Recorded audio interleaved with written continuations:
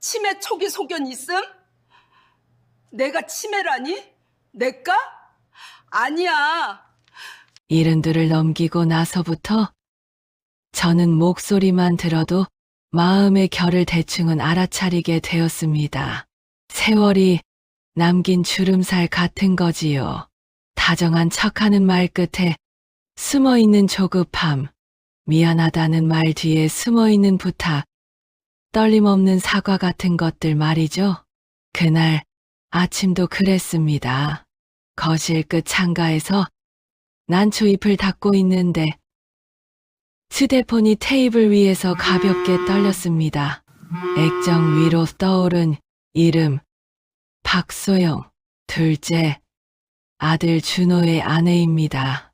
평소라면 오전 10시 이전에 저에게 연락하는 법이 없던 아이지요. 명절 전날 혹은 제 생일 한참 지나서 늦었죠. 어머니 건강하시죠? 하고 의무처럼 묻는 정도. 그러고는 바로 준호 바꿔드릴게요라며 볼일을 끝내곤 했습니다. 오늘은 달랐습니다. 시간도 말투도 무엇보다 먼저 전화했다는 사실이요. 어머니, 안녕하세요. 저 소영이에요. 잘 주무셨어요? 목소리는 한 톤 위로 떠 있었습니다. 유리잔에 꿀물을 가득 채운 것처럼 반들반들했습니다. 저는 난초잎에서 손을 떼고 물티슈를 접어 테이블 구석에 밀어두었습니다. 그리고 창밖을 한번 훑어봤지요. 초봄의 빛이 아파트 화단을 얕게 덮고 있었습니다. 세상은 평온한데 제 가슴은 어쩐지 평온하지 않았습니다. 그래, 이른 아침에 웬일이냐? 목소리를 일부러 평평하게 내었습니다.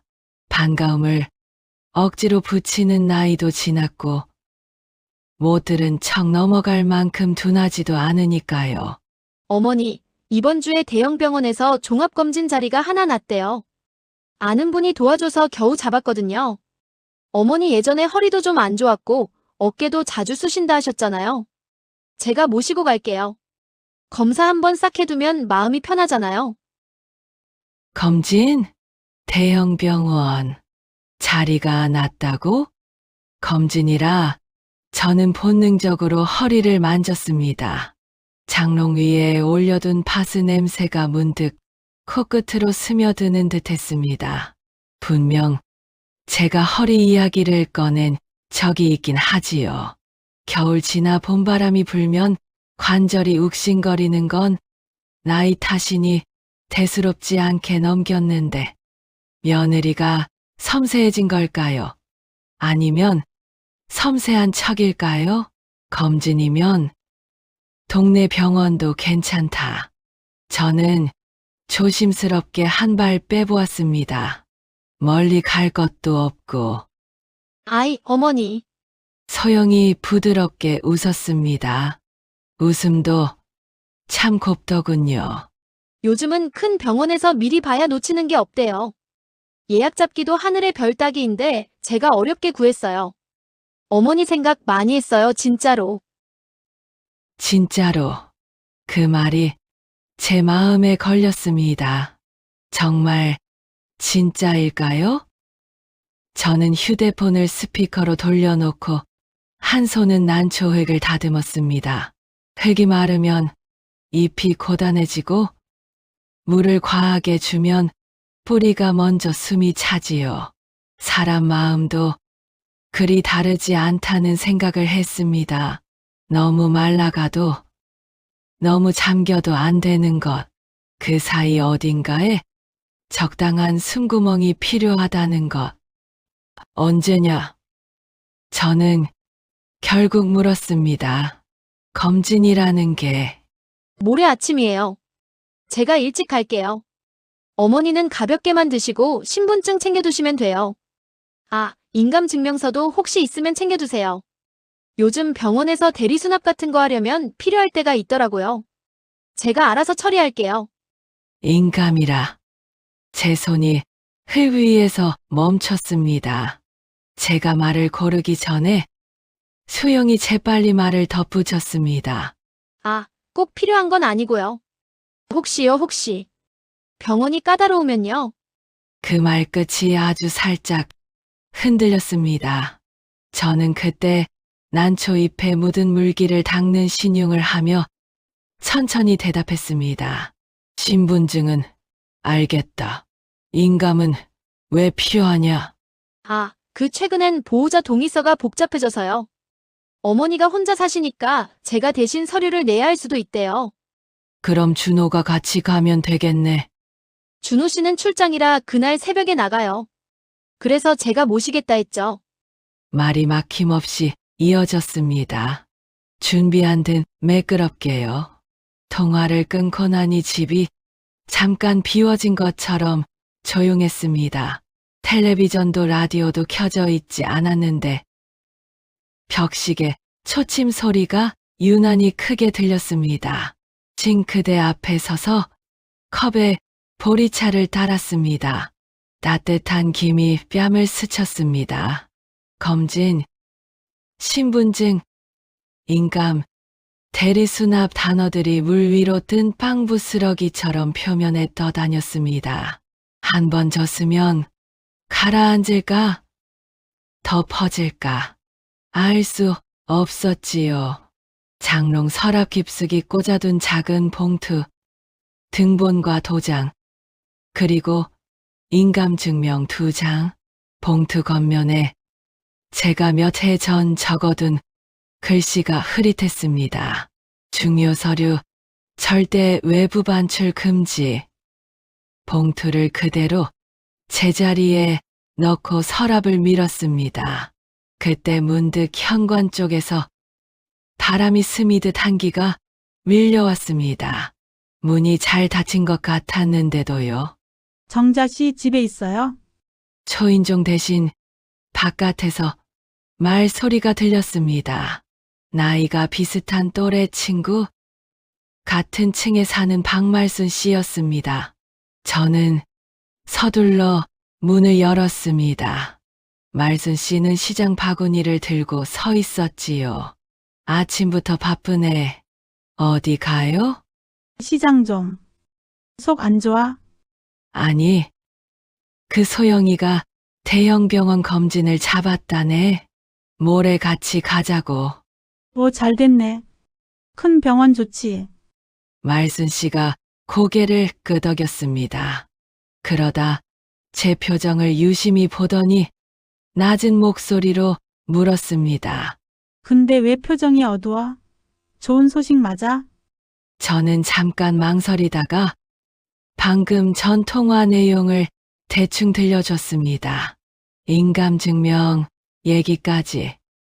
말순 씨의 눈이 그 대목에서 작게 흔들렸습니다.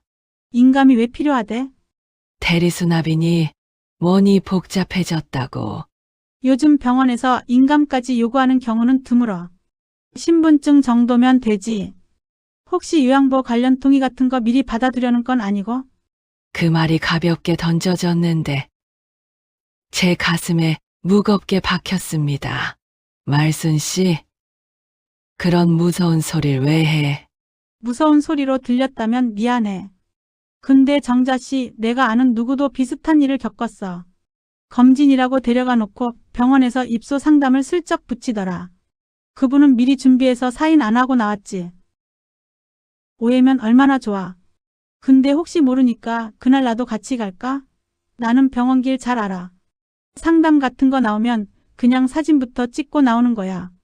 종이도 함부로 사인하지 말고. 저는 그 말을 듣고 한동안 말이 나오지 않았습니다. 오해면 좋겠다. 오해가 아니면 준비라도 해야지. 그래, 저는 고개를 끄덕였습니다.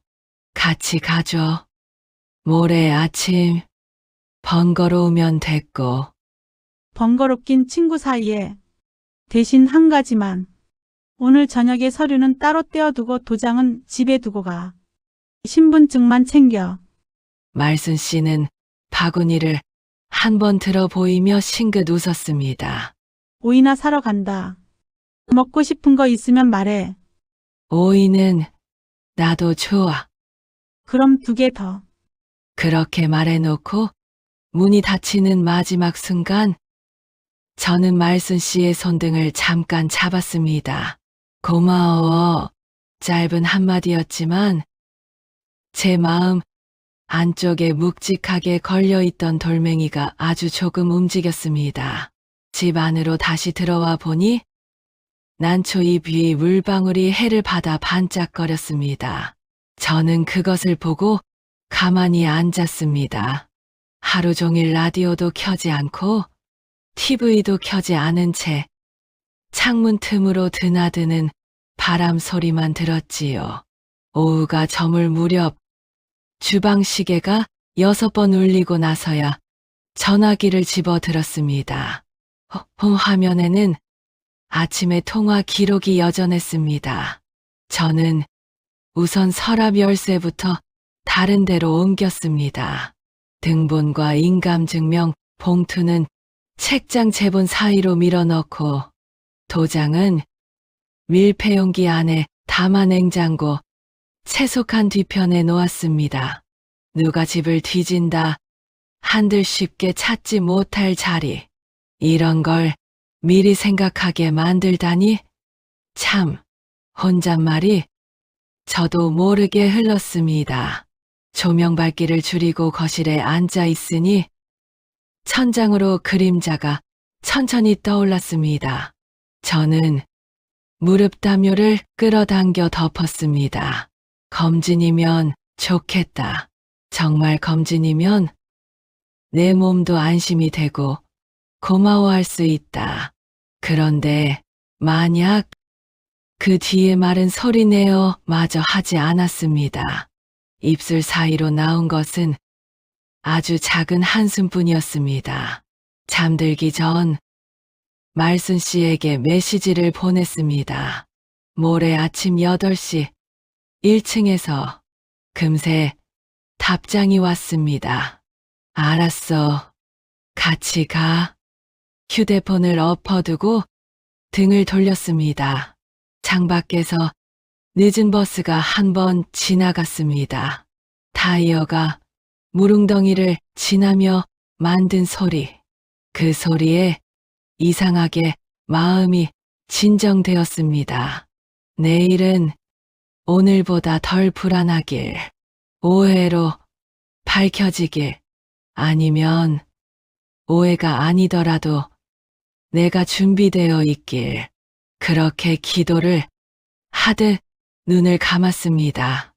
그리고 아주 오래전 엄마가 아직 아무것도 일어나지 않았지만 이미 무언가가 움직이고 있었습니다. 그 움직임을 제가 먼저 알아차렸다는 사실이 그나마 제게 남은 작은 힘이었습니다. 모레 아침이 다가올수록 제 마음은 자꾸만 불편했습니다.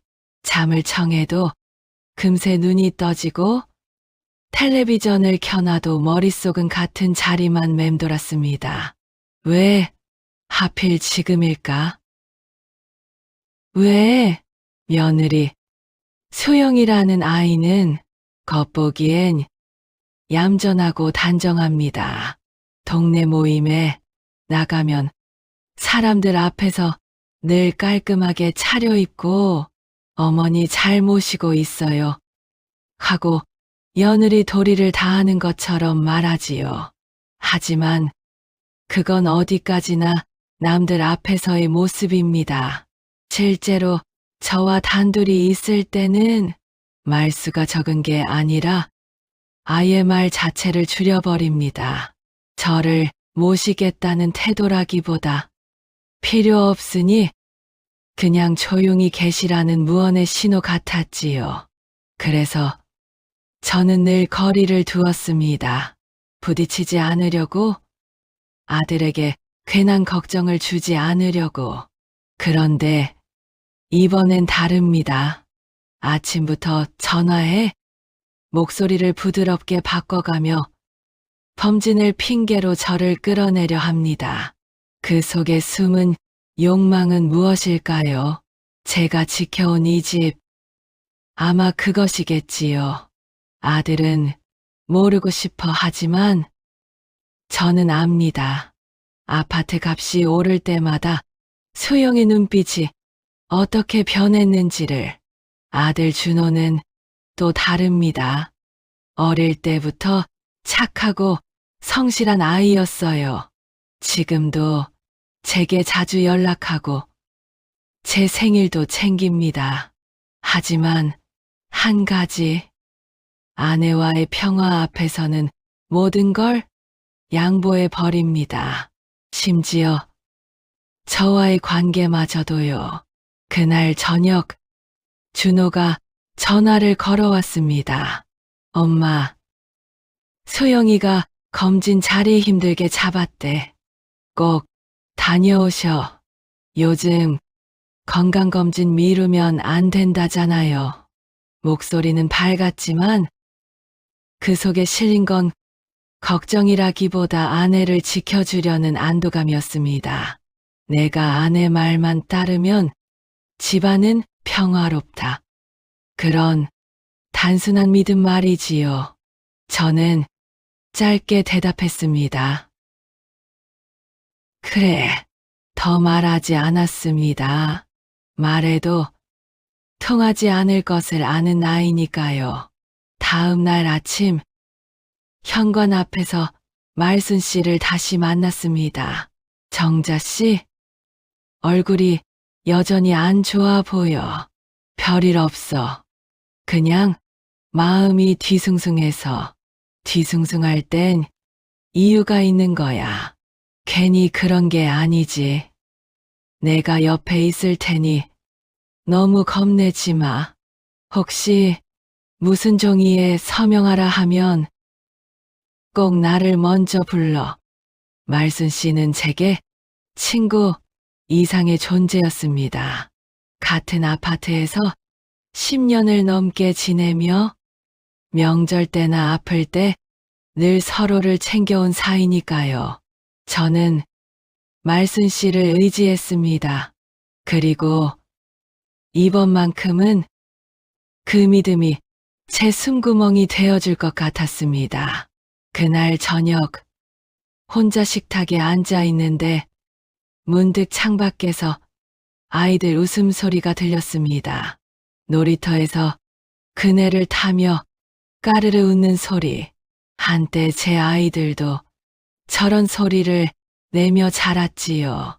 그 아이들이 커서 지금은 제 곁을 떠났습니다. 그리고 아들 준호는 지금 제 편일까요? 아니면 아내 편일까요? 저는 숟가락을 내려놓으며 생각했습니다. 이번 일은 단순히 검진 문제가 아니구나. 내 자식과 며느리? 그 관계 속에서 내 삶의 자리를 지킬 수 있느냐의 문제구나.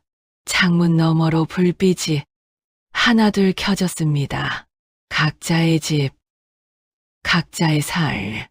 그 속에서 저는 더 이상 조용히 끼어 있지 않기로 했습니다.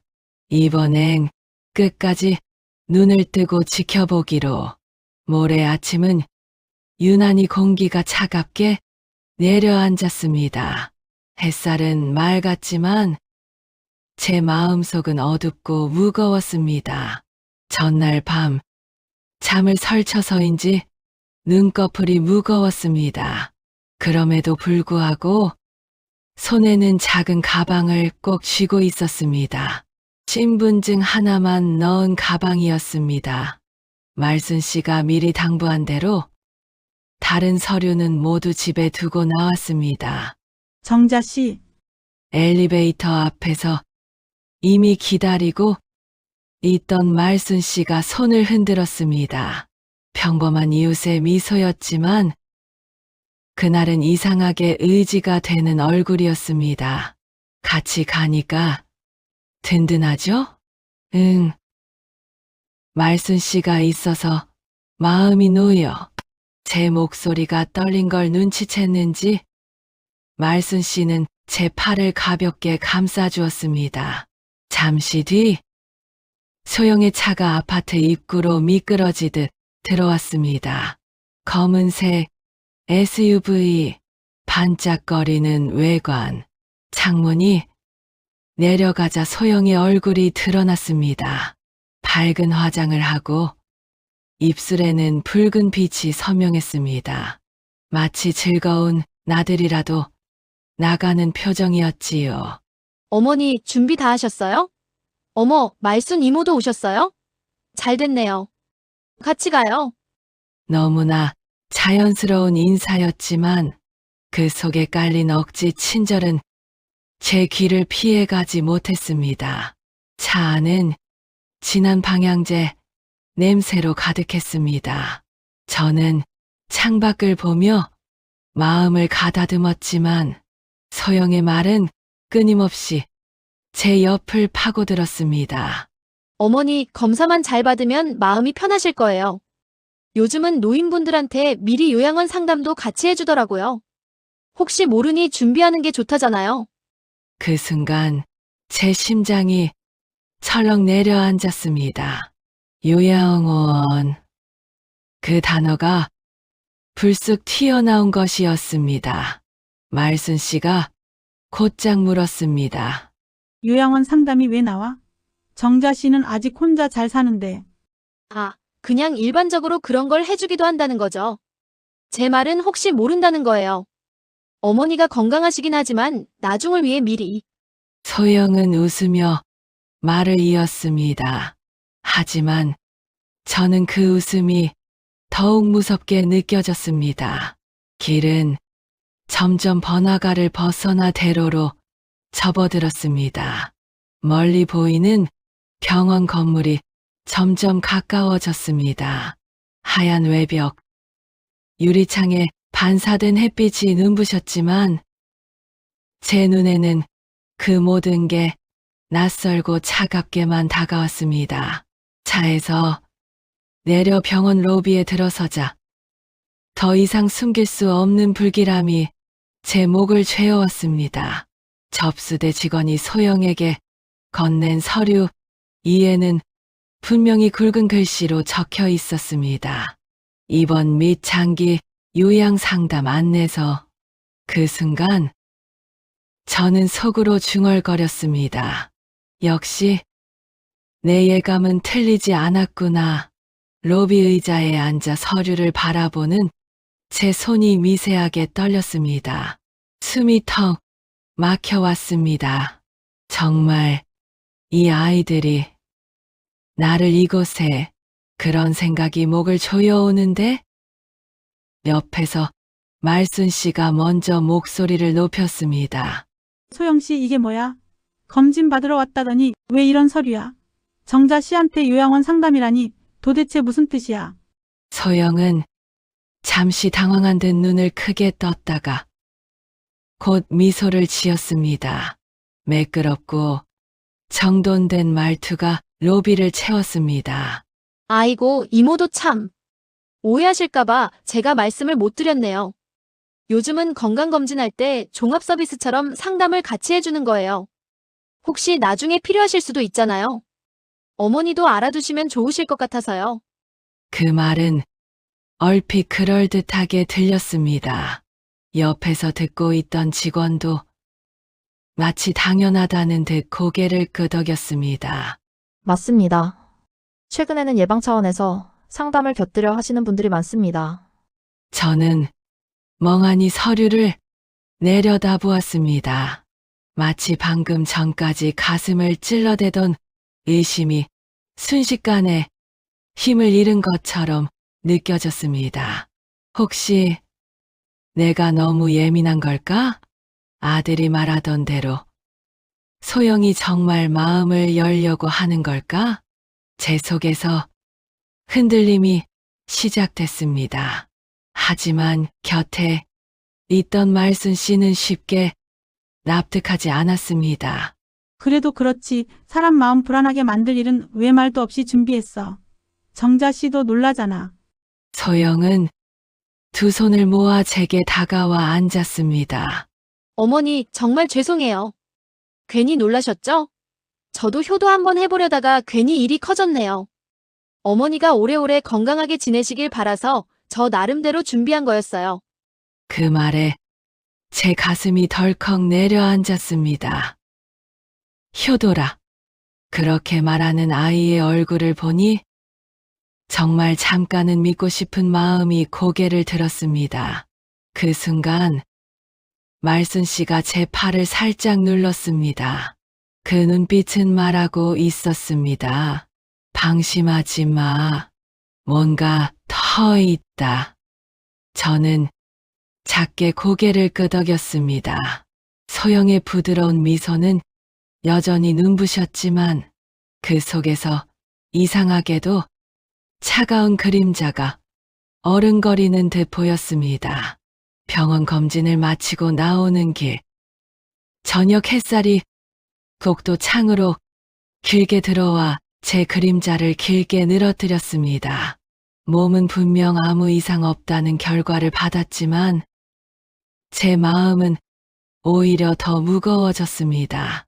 차에 오르자 소영은 능숙하게 시동을 걸며 웃었습니다. 어머니, 이제 마음 놓으셨죠? 건강하시다니까 저도 너무 기뻐요. 가는 길에 제가 좋아하는 카페가 있는데 잠시 들러도 괜찮으세요?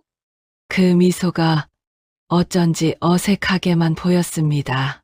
저는 대답 대신 창밖만 바라보았습니다.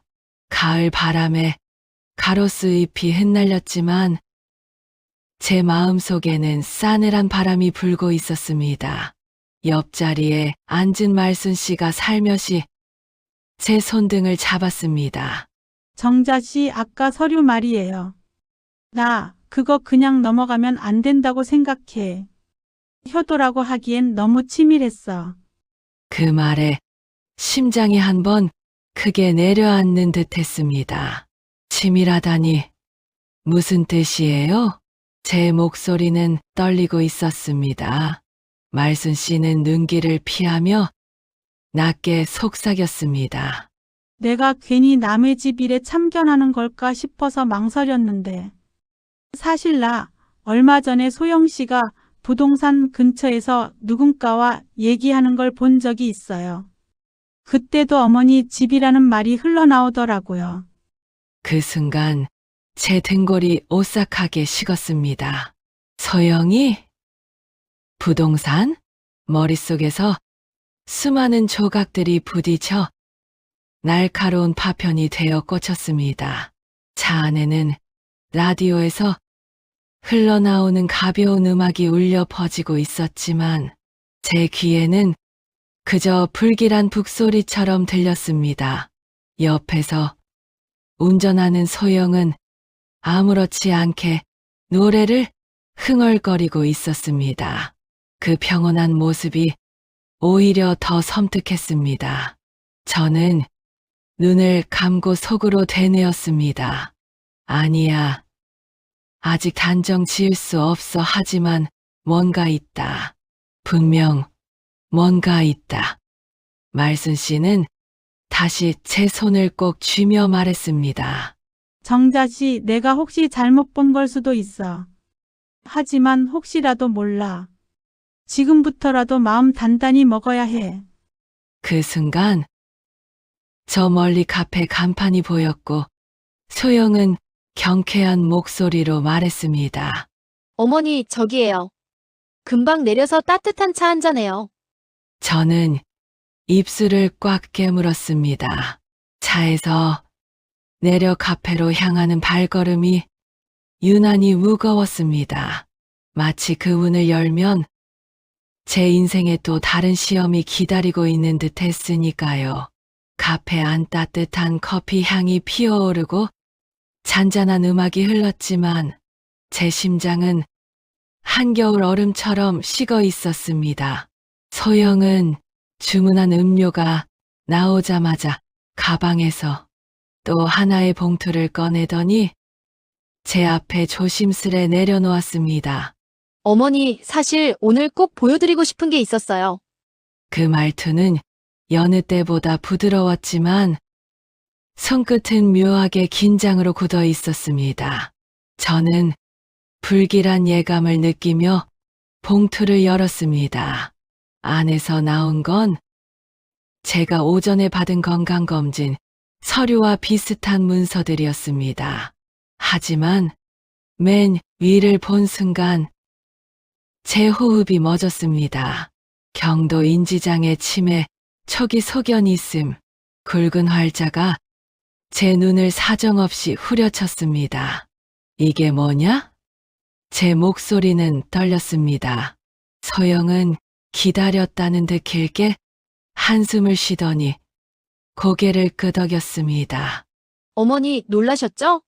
사실 오늘 검진 결과 중 일부가 이렇게 나왔어요. 병원에서 혹시라도 어머니께 직접 말씀드리면 충격이 클까봐 저한테만 따로 알려주셨거든요. 순간 제 머릿속은 새하얗게 비었습니다. 내가 치매라니.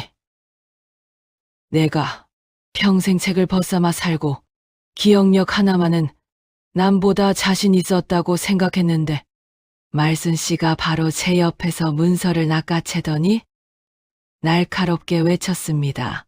이게 말이 돼? 오전에 의사 선생님이 분명 건강하시다고 했잖아. 이런 서류 어디서 난 거야? 소영은 태연하게 웃으며 커피잔을 들어 올렸습니다. 이모, 의사 선생님들도 환자 앞에서는 좋은 말만 하시잖아요. 가족한테는 따로 얘기해주기도 하고요. 어머니 연세면 충분히 있을 수 있는 일 아닌가요? 그 말이 얼마나 치밀하고 잔인한지 저는 숨조차 제대로 쉴 수 없었습니다.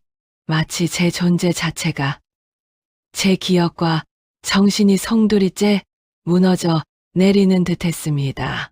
소영은 차분히 말을 이었습니다. 그래서 제가 미리 준비한 거예요. 혹시라도 상황이 악화되면 어머니가 혼자 결정하시기 어렵잖아요. 그 전에 미리 집 문제나 생활 문제를 정리해 두셔야 저희가 덜 힘들죠. 서로 편해지잖아요. 그 순간 제 안에서 끓어오르는 분노가 피를 타고 온몸으로 퍼졌습니다. 이 아이는 효도를 말하며 내 존엄을 빼앗아가려 하고 있었습니다. 단순히 집이 아니라 내 정신까지, 내 이름까지 지우려는 거였습니다. 말순 씨가 벌떡 일어나며 외쳤습니다. 정자 씨, 이거 완전히 조작된 거야. 내가 봤을 때 글씨체도 다르고 병원 도장도 이상해. 함정이야. 절대로 믿지 마.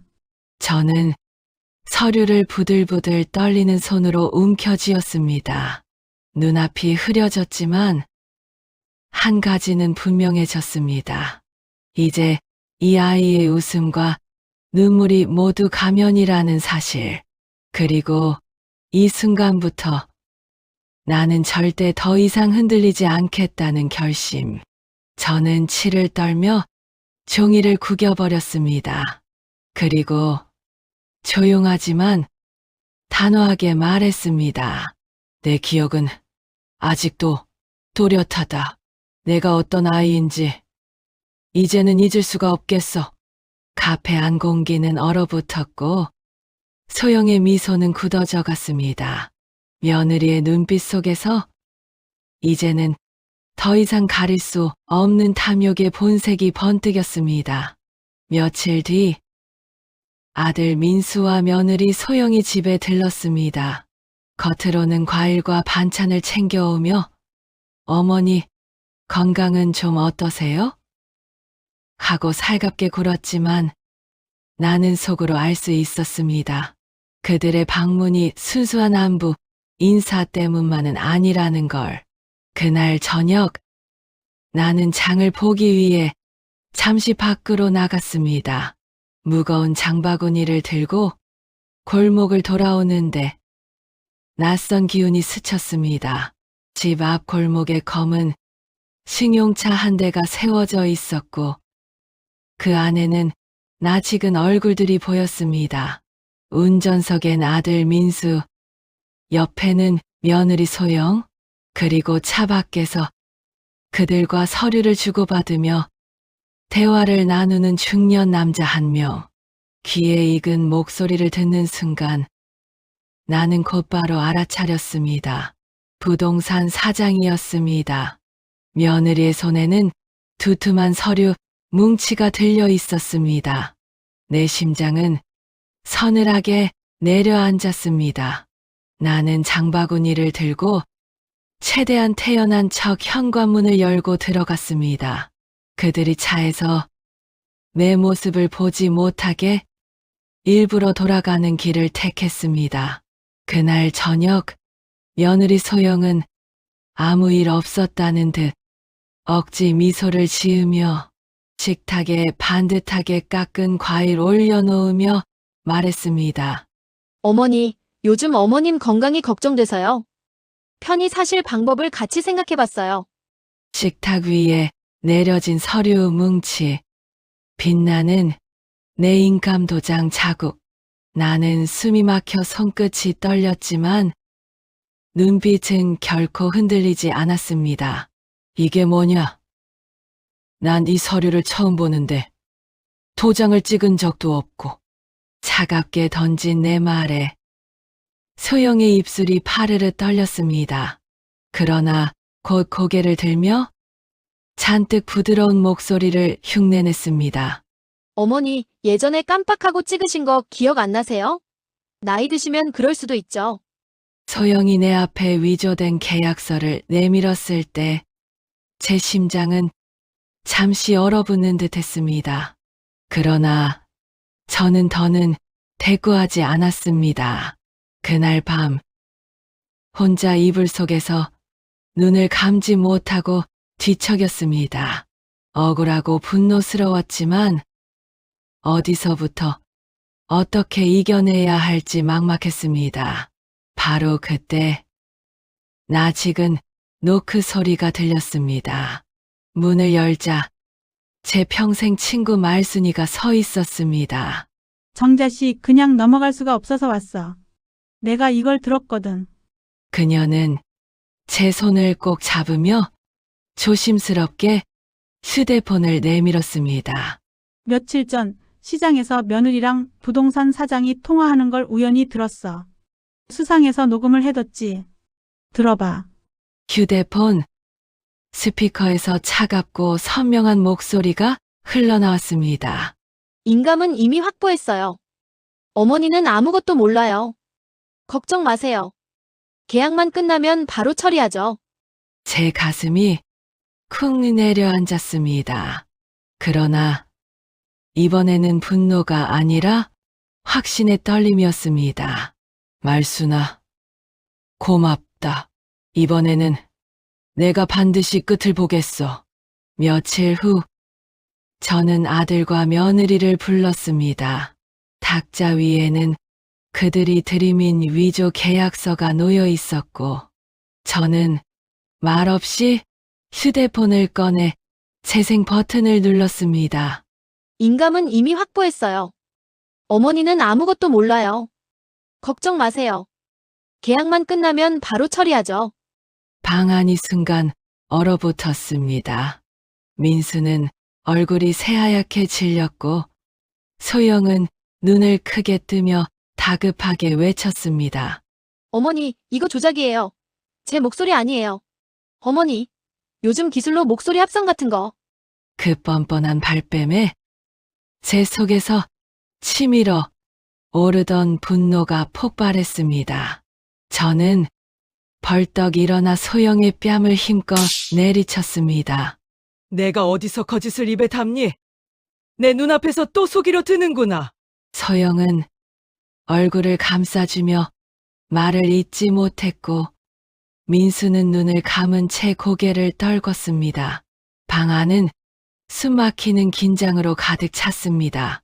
저는 서랍에서 오래된 봉투를 꺼내 탁자 위에 올려두었습니다. 너희가 이 집 하나에 목숨을 걸었겠지만 그것만이 내 전부는 아니다. 남편과 함께 묻어둔 땅과 적금, 주식까지 모두 내 이름으로 정리해 두었다. 원래는 너희들에게 일부를 남겨주려 했는데 너희들이 내 믿음을 짓밟았으니 이 재산은 너희에게 한 푼도 없다. 서영의 얼굴은 창백해졌고 민수의 눈에는 눈물이 맺혔습니다. 그러나 저는 더 이상 흔들리지 않았습니다.